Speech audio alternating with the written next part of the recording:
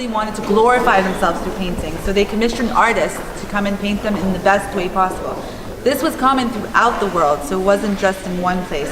And again, this is the importance of placing objects together in the same room. We have the East over here.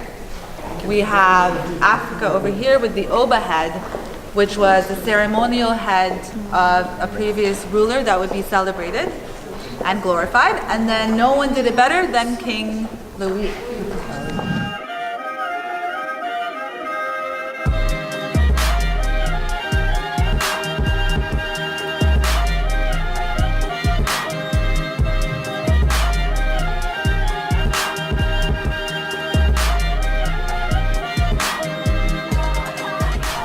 So Ramses II of Egypt is actually 4 tons in weight and had to be delivered by plane from Louvre, Paris, all the way here to Louvre Abu Dhabi. We can already see the difference in size from Godea, and this does mean a lot because actually Ramses II was more or less a god to the people rather than a mediator. He really was the reason the Nile was fertile at the time, and he strayed away from any chaos for the cities at the time in Egypt. We can see that it's not a very realistic representation. The fake beard here placed is a symbol of power, as well as the cobra on his head.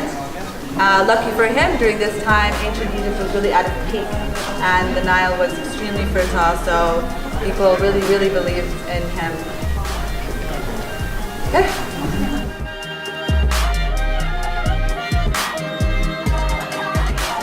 Lion head taken from Egypt. So already here there is a lot of integration, and the Sphinx is really a wonderful symbol for the start of what you're going to see continue throughout the museum stay. There was a theme that we see going through Islamic, Buddhist, and Christian religion, which was the theme of light. Over here are wonderful representations of just that. We have the mosque light here from the Mamluk period, used to light up the mosque. We have the Buddha, with the glimmering gold lights. And then we have the stained glass window of a cathedral. So there was a real focus and theme of light going on in all 3 religions at this time. And throughout this gallery, you'll see that now the realistic representations we might have seen in other chapters have disappeared. It is now really about symbols, and religion becomes art, and art really becomes religion.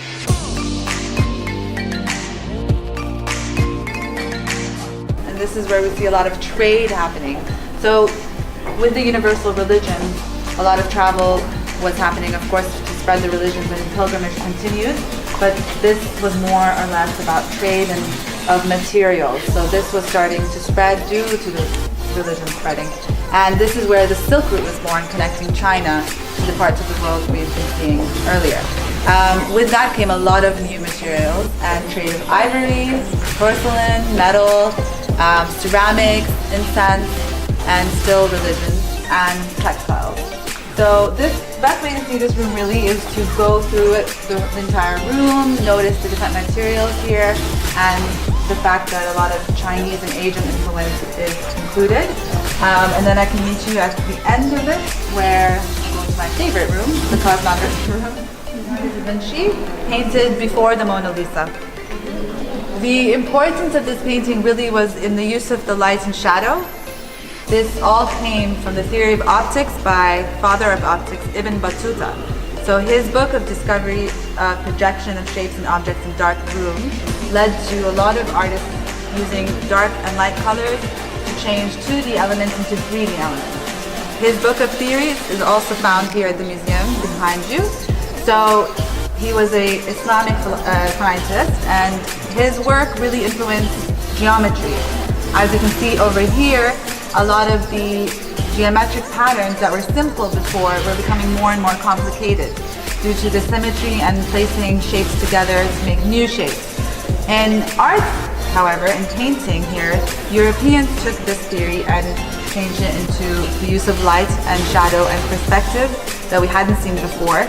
Here you can see a lot of depth due to the use of colors, and for the first time, Leonardo da Vinci actually took a risk in not having the portrait face the audience, but the contact to the side, which was actually a great success in the European market right away.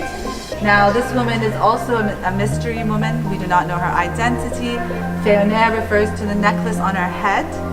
Some say it's a mistress, some say it's a neighbor. So there are theories. Display all their glory and all their embellishments. We have a couple here playing chess, for example.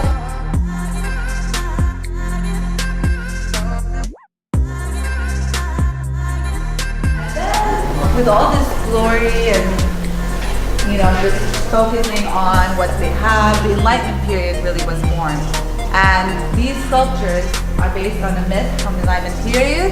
And the story goes that these are two boxers who were fighting for hours and hours with no winner in sight. So the judge decided that each would have one last punch to end the game. This one over here used a club and struck the other with it. And of course that is considered cheating in boxing, as you can only use your hand. So the judge declared him the winner. And there was really an uproar at this time. How could a dead person win competition? But it was really these values and messages they wanted to push through to society at this time. Now we have things like YouTube or ads to do this. Back then, it was creating sculptures to really push these messages through to the people. See that we haven't really viewed paintings like this before in previous chapters. The use of brushstrokes like this is very new. The fact that there's 3 layers, the boy in the background of the waterfall, the children wrestling in the middle, and the clothes pile in the front. And most of all, Paul Gauguin experimented with proportionality. So you can see that the children are not very proportional, their feet are much larger than their bodies. Actually, Paul Gauguin was friends with Van Gogh at this time and had sent him a letter of the painting asking him if this would do well in the market. And lucky for us, Van Gogh approved it. And we have here children wrestling by Paul Gauguin. Again, influenced very much from Japan. And we have just near it, Japanese prints of nature.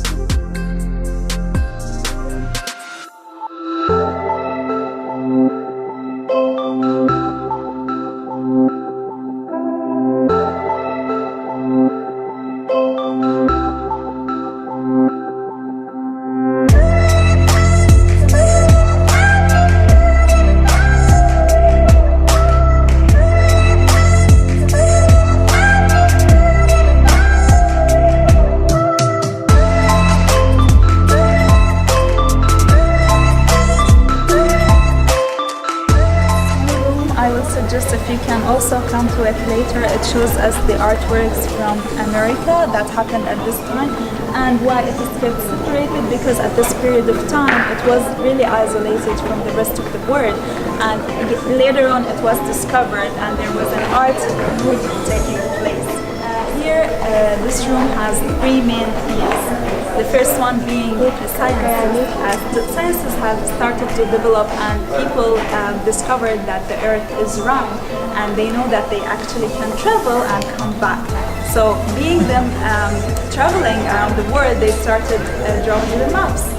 And of course, traveling, drawing maps, going from here and there, there is a third theme which is called Wonder Cabinets. Wonder Cabinets represents the tools. Maybe some of us would like to collect different objects, maybe weird objects sometimes to us. I am one of those people. So people at the time used to collect objects that are coming from different parts of the world and keep them in one.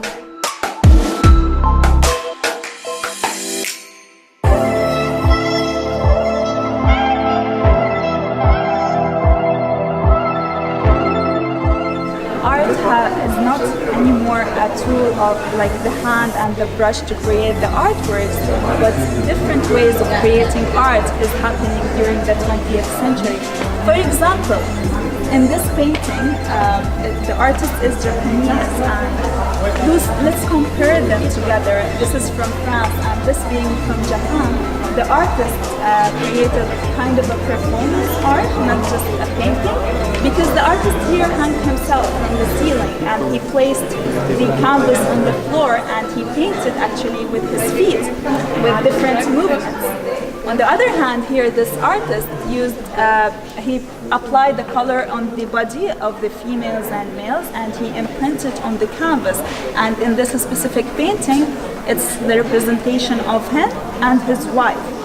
So, and all his artworks, and he usually dragged the naked bodies, and he applied them on the canvases to create the artworks. So art is no longer a painting and a brush only, but they have the freedom to represent and express their thoughts in art. One humanity, we are one story, we share the same story, and we came from the same history. So I hope that you enjoyed this tour, and I would like to invite you please to take your time and go back to the chapters and discover the art pieces in more details. Thank you so much for staying.